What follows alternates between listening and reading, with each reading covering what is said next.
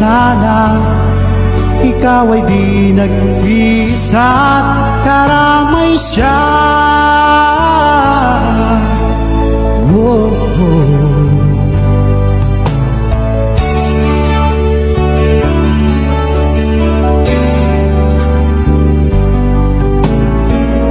Ang ibon sa kaparangan